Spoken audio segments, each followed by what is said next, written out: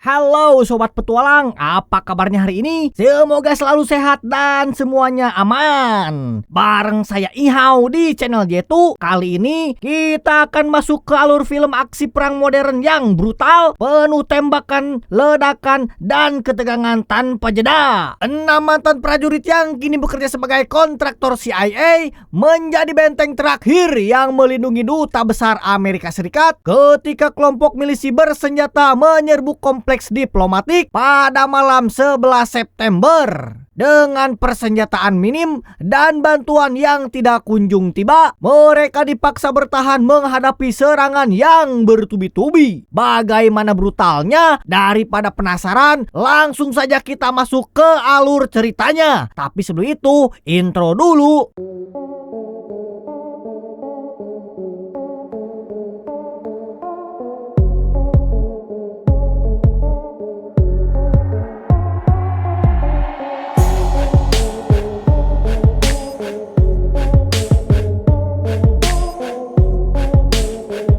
Kisah dimulai dengan sebuah narasi yang menyebutkan bahwa pada tahun 2012 Amerika Serikat memiliki 194 pos diplomatik di berbagai penjuru dunia. 12 diantaranya berada di wilayah yang sangat rawan, sampai-sampai Departemen Luar Negeri menandainya sebagai lokasi dengan tingkat ancaman paling tinggi di seluruh dunia. 2 dari pos berbahaya itu berada di Libya, tepatnya di Tripoli dan Benghazi. Pada Oktober 2011, pasukan Amerika Serikat bersama Prancis dan Inggris melancarkan serangan udara ke Libya. Di tengah kekacauan itu, rakyat Libya bangkit dan menumbangkan Muammar Gaddafi secara paksa, mengakhiri 42 tahun kekuasaannya yang brutal. Intervensi negara-negara NATO dalam konflik itu membuat Libya seolah berubah menjadi neraka di dunia. Setelah rezim Gaddafi tumbang, negara tersebut seperti kehilangan kendali. Keadaan semakin kacau karena kelompok tersebut saling menyerang untuk menguasai persenjataan. Konflik pun berkembang menjadi perang saudara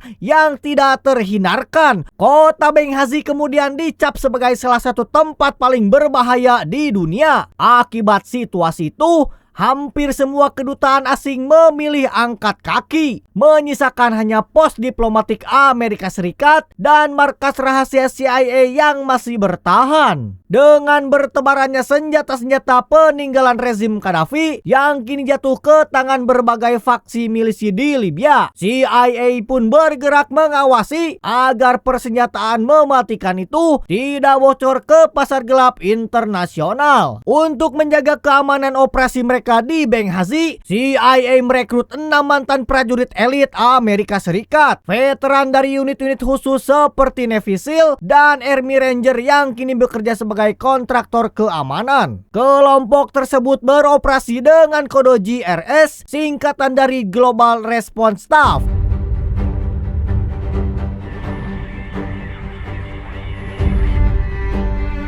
Cerita kemudian berpindah pada Jack Silva, mantan anggota pasukan elit Navy SEAL yang sedang dalam perjalanan udara menuju ke Benghazi untuk bergabung dengan tim GRS dan menjalankan misi barunya. Sesampainya di Bandara Benina, Jack disambut oleh temannya yang bernama Ron, yang menjabat sebagai pemimpin tim GRS. Dalam perjalanan, Ron menjelaskan bahwa unit GRS hanya terdiri dari 6 orang. Selain mereka berdua, 3 anggota lainnya adalah mantan marinir dan 1 lagi merupakan ex-prajurit Ranger Angkatan Darat. 4 anggota tim lainnya saat itu sudah berada di markas CIA. Dalam perjalanan menuju pos tersebut, Jack dan Ron tiba-tiba berhenti di lingkar kelima, wilayah yang sepenuhnya dikuasai para pemberontak bersenjata. Dalam sekejap, kendaraan mereka dikepung dari segala arah, depan, belakang, samping, bahkan dari posisi yang tinggi sekalipun, sehingga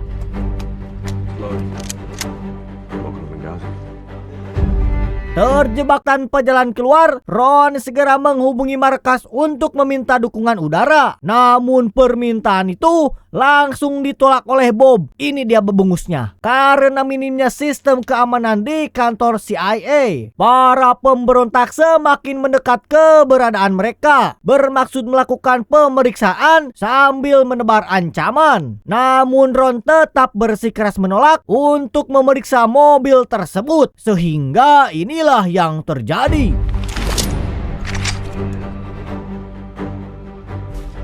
I want the car.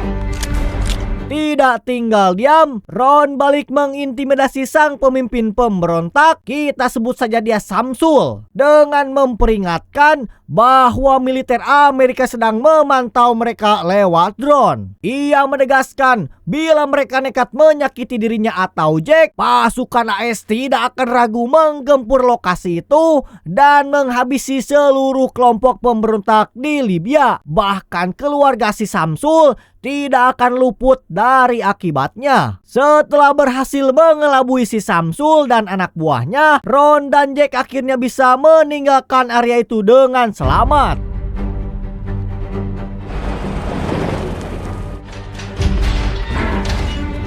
Sesampainya di markas CIA yang juga menjadi basis tim JRS, Ron segera memperkenalkan Jack kepada para anggota lainnya. Ia kemudian memaparkan tugas utama mereka selama berada di Benghazi, yaitu memastikan keamanan seluruh operasi CIA. Ron juga menegaskan bahwa Bob, kepala CIA, bisa memberi instruksi kapan saja tanpa peringatan. Karena itu, ia meminta seluruh tim tetap waspada dan siap bergerak setiap saat. Di keesokan harinya, Jack menerima misi perdananya sejak bergabung dengan tim JRS. Ia dan tim ditugaskan untuk mengamankan 2 petugas CIA yang menyamar sebagai eksekutif perusahaan mobil dalam sebuah pertemuan dengan seorang pengusaha Libya. Pertemuan itu dijadwalkan berlangsung di sebuah restoran Italia di pusat kota Benghazi. Ron yang memantau dari dalam mobil tiba-tiba menyadari bahwa tim mereka sedang diawasi oleh beberapa orang asing. Ia langsung mengabari Oz dan Tig bahwa kondisi mulai tidak aman. Tanpa menunggu lama, Ron keluar dari mobil dan memberitahu Jack agar segera meninggalkan lokasi.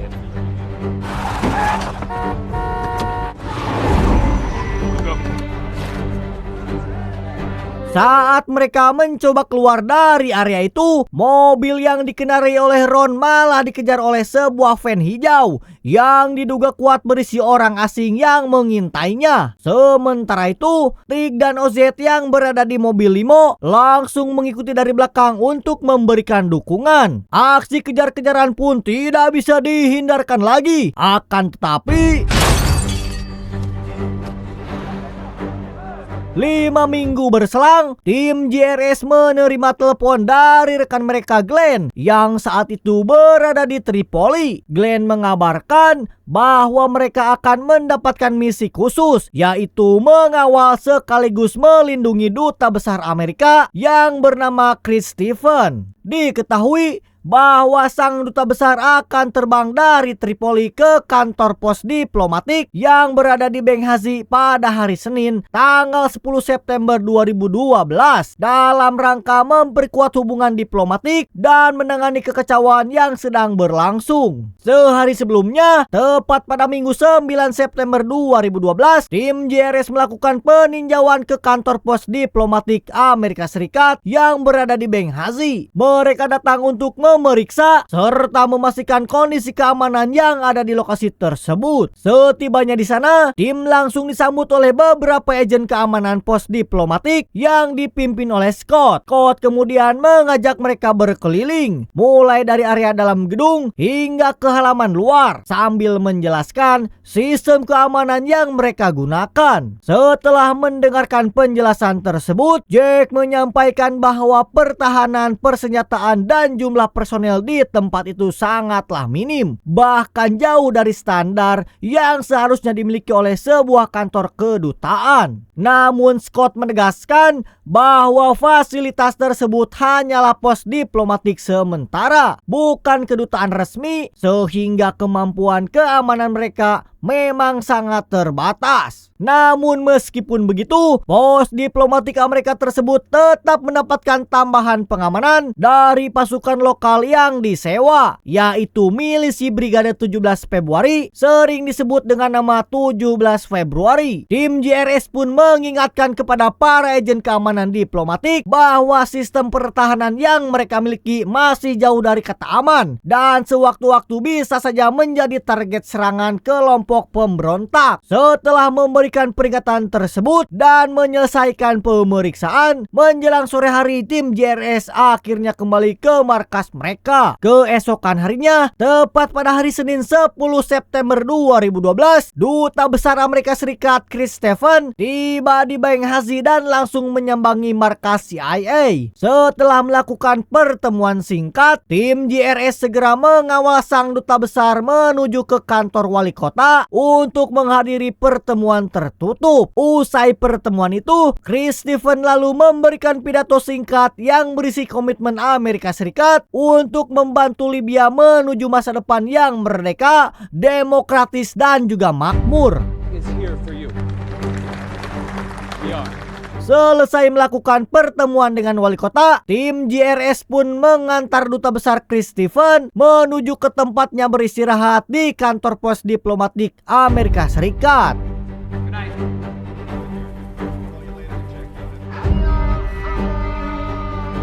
Selasa 11 September 2012, tepat pada pukul 7.20 pagi, di markas CIA, para tim menonton siaran berita yang memperingati tragedi kelam 11 September 2001.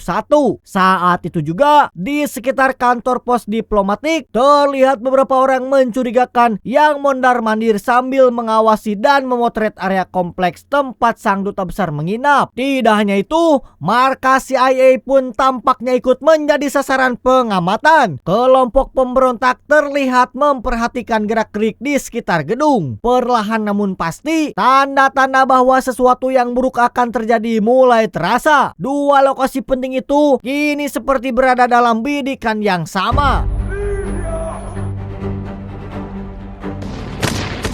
Dan benar saja, saat menjelang sore, kantor pos diplomatik Amerika Serikat tiba-tiba mendapat serangan mendadak dari kelompok bersenjata. Diketahui para penyerang tersebut berasal dari kelompok milisi radikal yang sudah lama mengincar keberadaan kantor pos diplomatik itu. Serangan besar itu membuat suasana kantor pos diplomatik langsung berubah menjadi zona perang. Duta Besar Chris Stevens dan para agen keamanan terkejut bukan main karena serangan datang begitu cepat dan brutal. Tanpa membuang banyak waktu, prosedur pengamanan langsung dijalankan untuk mengevakuasi sang duta besar ke bangunan utama agar bisa berlindung. Di luar komplek, pasukan 17 Februari yang bertugas sebagai keamanan lokal mencoba melakukan perlawanan. Mereka terlibat aksi saling tembak dengan kelompok militan Ansor al-Sharia yang jumlahnya jauh lebih banyak. Namun semakin lama situasinya semakin memburuk. Pasukan 17 Februari mulai terdesak dan tidak mampu menahan serangan roket serta tembakan senapan mesin berat dari para militan.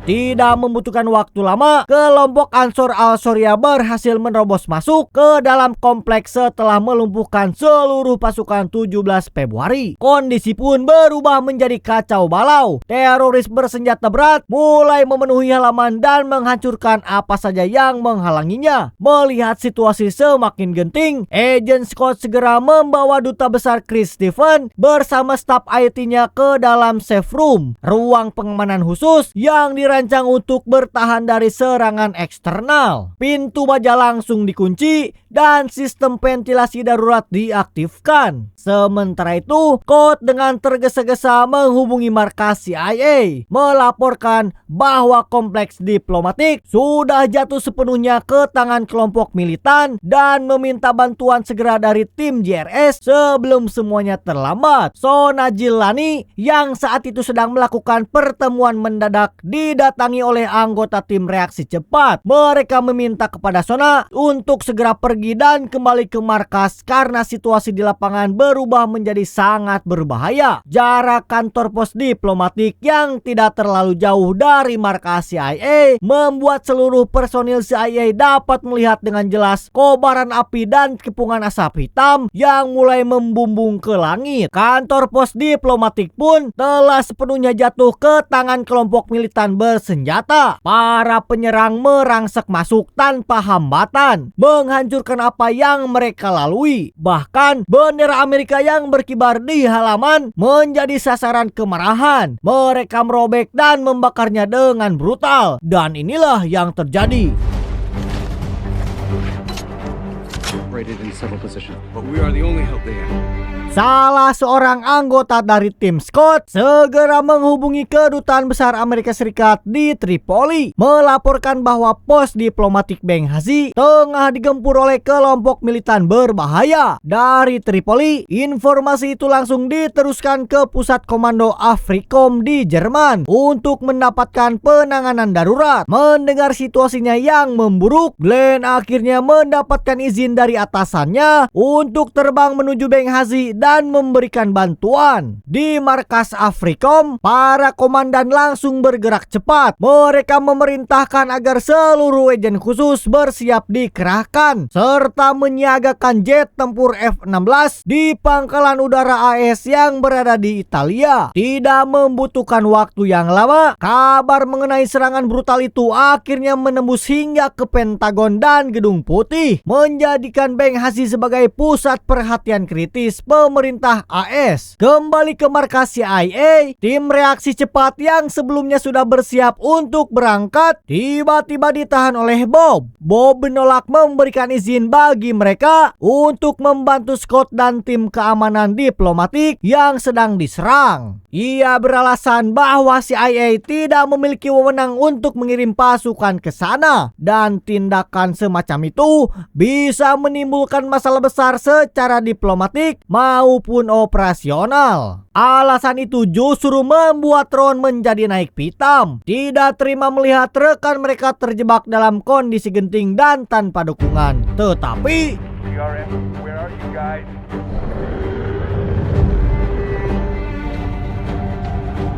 dari ruang kontrol CCTV, salah satu anggota tim dari Scott melihat pergerakan yang mencurigakan. Kelompok militan kini bergerak menuju ke ruangan persembunyian tempat duta besar bersembunyi. Ia segera memperingatkan Scott agar menahan suara sekecil apapun dan tetap diam bersama duta besar serta staf IT-nya. Di sisi lain, ruang persembunyian duta besar kini mulai digempur oleh para militan. Karena ruang aman itu hanya tahan peluru dan ledakan, para militan sadar bahwa menembusnya secara paksa hampir mustahil. Maka mereka memilih cara lain untuk jauh lebih kejam, yaitu menuangkan minyak melalui celah pintu. Sehingga inilah yang terjadi.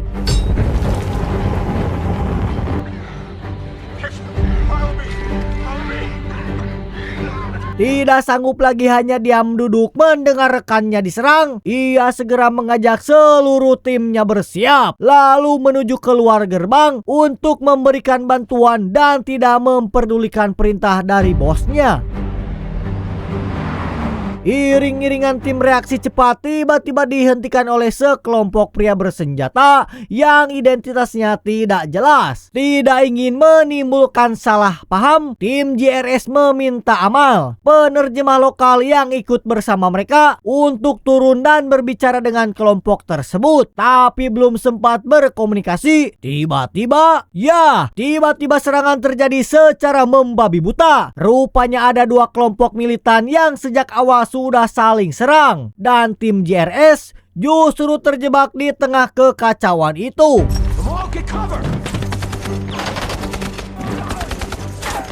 tim JRS Amerika terus melaju. Tetap waspada sambil menunggu instruksi berikutnya untuk bergerak menuju lokasi krisis. Sementara itu, tim JRS telah tiba di luar kompleks pos diplomatik. Untuk menembus masuk, mereka memutuskan untuk berpencar. Tanto dan Bun bergerak mengitari area lewat sisi belakang bangunan. Tik ditugaskan membawa Amal serta sisa pasukan 17 Februari untuk mengamankan akses jalan. Sementara Ron dan Jack bersiap di depan menunggu sinyal dari Tanto agar bisa menerobos masuk. Tetapi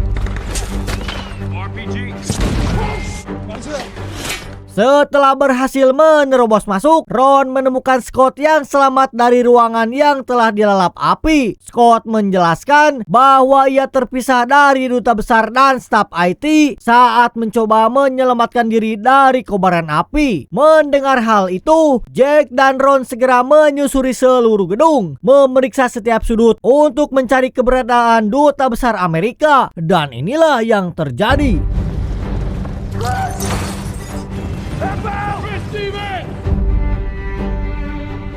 Setelah melakukan pencarian yang cukup lama, Ron dan Jack berhasil menemukan staf IT kedutaan yang telah gugur. Jenazahnya segera mereka evakuasi ke dalam mobil. Tiba-tiba Amal keluar menghampiri mereka sambil mengabarkan bahwa kelompok militan di luar sedang berkumpul dan memperkuat pasukan untuk melakukan serangan berikutnya. Mendengar situasi yang semakin genting, Ron langsung memerintahkan seluruh anggotanya untuk mengamankan seluruh dokumen rahasia dari ruang CCTV dan mengevakuasi Scott serta tim yang tersisa secepat mungkin. Yes! Get your car. Belum sempat selesai proses evakuasi, tim JRS mendapatkan serangan secara brutal sehingga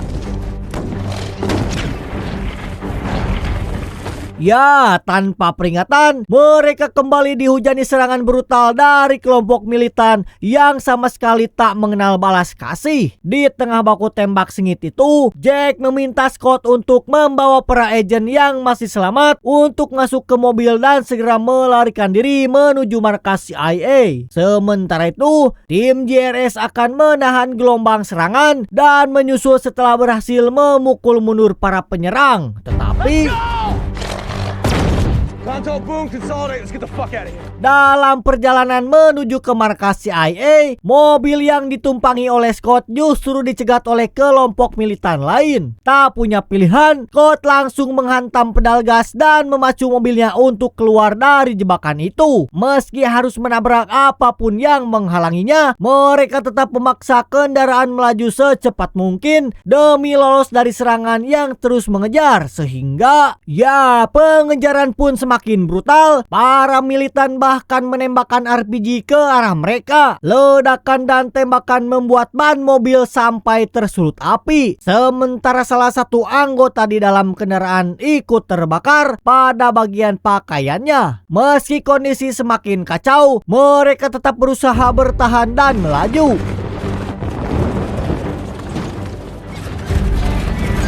Scott dan timnya akhirnya berhasil menerobos masuk ke dalam markas CIA. Tak lama kemudian disusul oleh kendaraan Ron dan para anggota JRS lainnya. Sesampainya di dalam, Ron langsung menekan Bob agar segera menghubungi pusat komando Africom dan meminta dukungan serangan udara sebelum mereka semua kehabisan waktu. Namun Bob menjelaskan bahwa ia sudah mencoba sebelumnya dan kabar buruknya bantuan udara tidak akan datang. Pesawat tempur berada terlalu jauh untuk mengisi bahan bakar. Yang bisa dikirim dari pusat hanya sebuah drone dari Pentagon untuk memantau situasi mereka saat ini. Di Bandara Tripoli, Glenn bersama timnya bersiap terbang menuju ke Benghazi dengan jet eksekutif, ditemani dengan 2 anggota Delta Force. Sementara itu, di markas CIA, seluruh agen mulai menyiapkan prosedur evakuasi darurat. Semua berkas rahasia dan dokumen penting dikumpulkan untuk segera dimusnahkan, dan setiap orang diwajibkan mengenakan rompi anti peluru. Di ruang persenjataan, Ron kembali Kembali menyusun formasi pertahanan. Jack dan Tig ditempatkan menjaga gedung D. Ron sendiri bersiaga di gedung C. Sementara Tanto dan Boom mengawal gedung A. Sedangkan Ozzy naik ke menara 1 sebagai pengawas tertinggi. Sementara itu, Scott beserta timnya ditempatkan untuk menjaga gedung B. Setelah semua instruksi dibagikan, seluruh personil langsung menempati posisi masing-masing.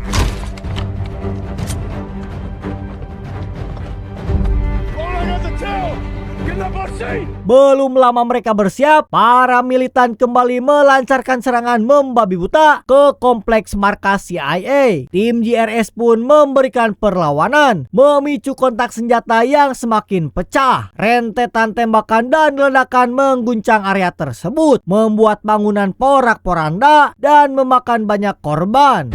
That's a mistake.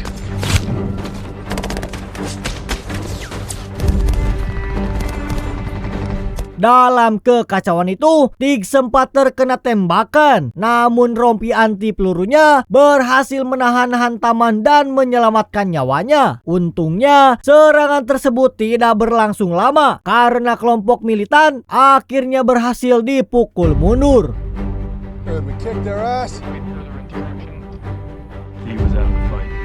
Sementara di tempat lain, di Bandara Internasional Benghazi, Glenn dan pasukannya yang baru tiba justru terhambat oleh birokrasi Libya yang berbelit sehingga mereka kesulitan keluar dari area bandara. Glenn pun segera menghubungi markas CIA untuk meminta bantuan negosiasi. Sementara itu, di Pentagon, para petinggi terus memantau situasi markas CIA melalui pengawasan drone yang mereka operasikan. Di dalam ruangan, Ron diberitahu oleh Bob bahwa ia baru saja menerima laporan dari pusat medis Benghazi. Mereka melaporkan adanya kerumunan warga Libya yang membawa seorang pria berwarga negara Amerika dalam kondisi tidak bernyawa. Seketika Ron menduga bahwa pria itu adalah duta besar mereka, yaitu Chris Stephen.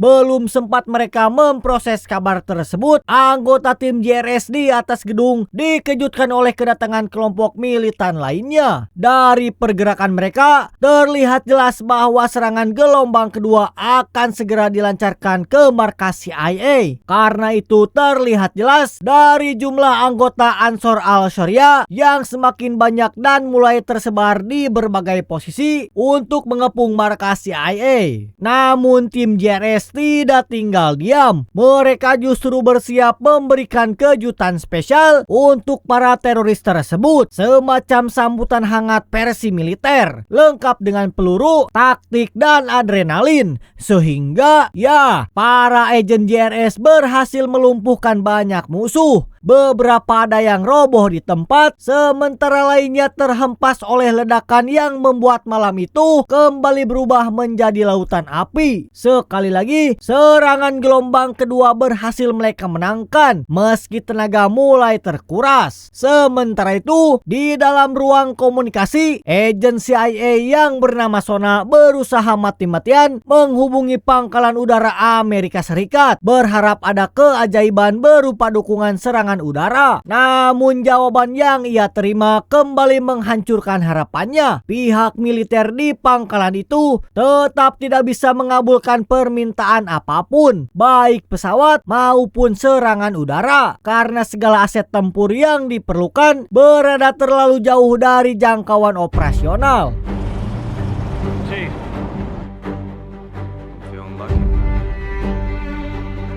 Dari atas gedung, anggota tim JRS mendapatkan laporan penting. Glenn dan pasukannya akhirnya berhasil keluar dari bandara dan kini sedang menuju ke markas CIA. Kabar itu memberi sedikit harapan di tengah situasi yang semakin memburuk. Tak lama kemudian, Glenn dan timnya tiba di markas CIA. Tidak sendirian, mereka datang bersama pasukan komandan tentara Libya yang sebelumnya berjanji akan membantu memperbaiki mempertahankan lokasi itu. Namun sayang harapan itu tidak berlangsung lama. Ketika serangan kembali menghantam markas CIA, pasukan komandan Libya yang katanya akan membantu justru memilih kabur meninggalkan area begitu saja. Ron dan timnya pun tak punya pilihan lain selain kembali bertempur untuk yang ketiga kalinya menghadapi gelombang serangan tanpa dukungan apapun. Dan inilah yang terjadi.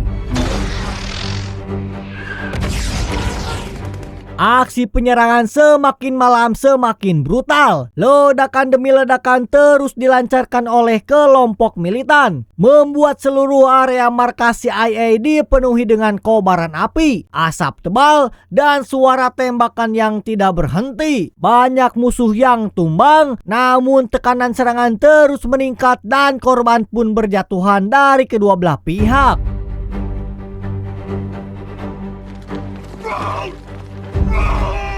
Tak hanya itu, Glenn pun ikut gugur di tempat, juga terkena ledakan mortir yang datang tanpa peringatan. Kehilangan dua anggota terbaik sekaligus membuat suasana semakin suram dan menambah berat beban mental seluruh tim. Di sisi lain, salah satu anggota Scott terkena tembakan dan mengalami luka yang cukup serius. Dengan cepat, Tig memberikan pertolongan pertama dan segera membawanya ke ruang medis untuk dirawat sementara. Begitu juga dengan OZ yang langsung ditangani oleh rekan agen CIA dan diberikan perawatan intensif.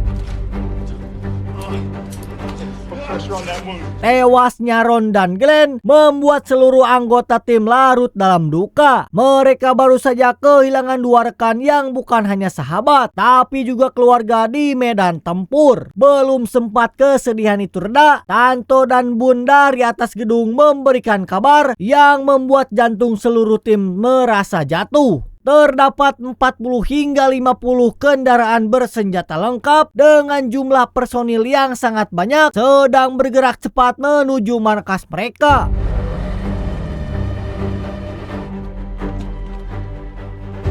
Kekuatan tempur yang begitu besar membuat para agen Amerika itu mulai kehilangan harapan. Wajah-wajah yang tadinya penuh perlawanan kini berubah menjadi tatapan pasrah, seolah mereka menerima bahwa inilah mungkin akhir dari semuanya. Sebelum baku tembak besar terjadi, Tanto mencoba melakukan langkah terakhir, yaitu menunjukkan sandi tangan yang biasa digunakan oleh pasukan Amerika. Dengan harapan kecil, ia mengangkat sandi itu ke arah konvoi bersenjata yang mendekat. Beberapa detik terasa seperti berjam-jam. Lalu sesuatu terjadi, sandi Tanto dibalas dengan sandi yang sama. Itu berarti hanya satu hal, pasukan yang datang bukanlah musuh, melainkan bagian dari pihak Amerika.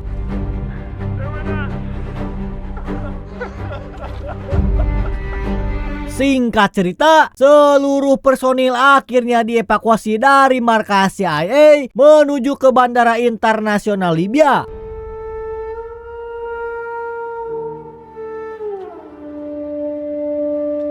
Namun masalah baru kembali muncul, kapasitas pesawat yang tidak cukup untuk mengangkut semua orang sekaligus. Hal ini membuat 4 anggota tim JRS yang tersisa harus menunggu penerbangan berikutnya, meskipun kondisi di sekitar masih belum sepenuhnya aman. Tidak lama kemudian, sebuah konvoi kendaraan memasuki area bandara. Konvoi itu membawa jenazah duta besar Chris Stephen yang akan diterbangkan bersamaan dengan 3 jenazah lainnya, yaitu Glenn, Ron, dan staf IT kedutaan yang gugur dalam serangan tersebut. Di akhir film, muncul narasi yang memperkuat betapa besar pengorbanan malam itu. 26 anggota CIA dan 5 agen negara tim JRS kembali dengan selamat. 10 hari setelah penyerangan, lebih dari 10.000 warga Libya berkabung untuk duta besar Chris Stephen. Negara Libya kemudian secara resmi dikategorikan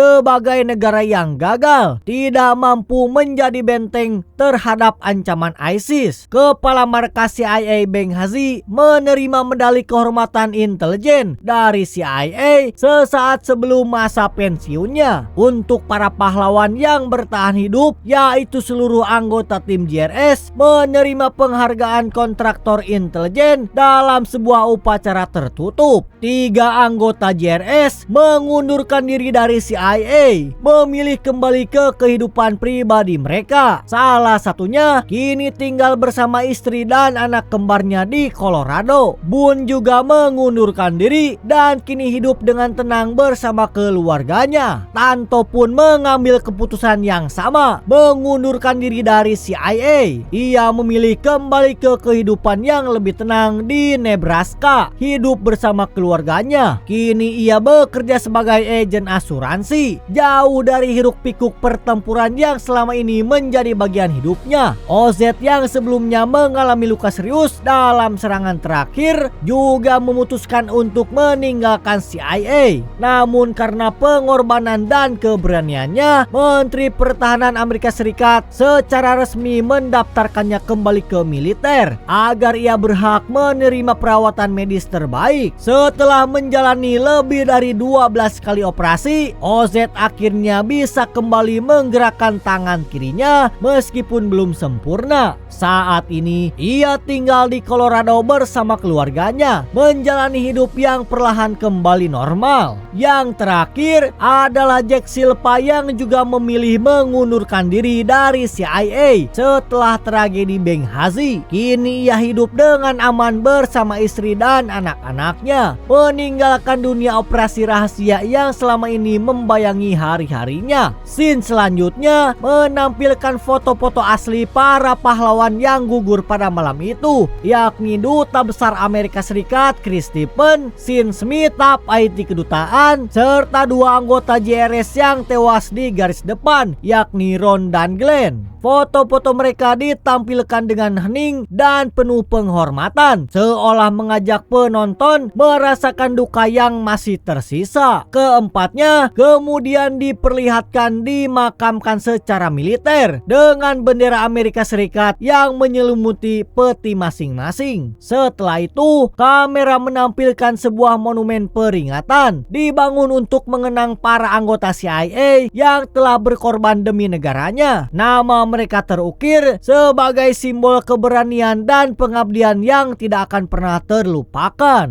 Tamat ending yang sangat penuh emosional. Pesan dari film ini adalah mengingatkan kita bahwa keberanian bukan selalu tentang menang, tapi tentang berdiri tegak walaupun dunia seperti mau runtuh di depan mata. Bahwa kesetiaan dan persahabatan seringkali lebih kuat daripada perintah atasan, dan kadang yang benar tidak selalu sama dengan yang resmi. Kita juga belajar kalau dalam situasi genting, yang menyelamatkan kita bukan hanya senjata atau strategi, tapi kesiapan untuk saling menjaga, bahkan ketika harapan tinggal setipis kertas laporan birokrasi. Dan tentu saja film ini menegaskan bahwa para pahlawan tidak selalu memakai jubah. Kadang mereka memakai rompi anti peluru, keringetan, dan ngomel-ngomel sepanjang misi. Intinya, film ini mengajarkan suatu hal penting. Kalau kamu punya tim yang solid, loyal, dan jago tembak, tolong jangan jadikan mereka menunggu izin dari atasan yang suka bilang tidak. Karena kalau semua keputusan harus lewat birokrasi dulu, bahkan serangan musuh pun bisa selesai lebih cepat daripada rapat koordinasi. Saya Ihau mewakili jajaran tim yang bertugas, mohon izin undur diri. Terus pantengin channel kita yang akan upload selalu. Untuk jadwalnya tergantung beres ngeditnya saja.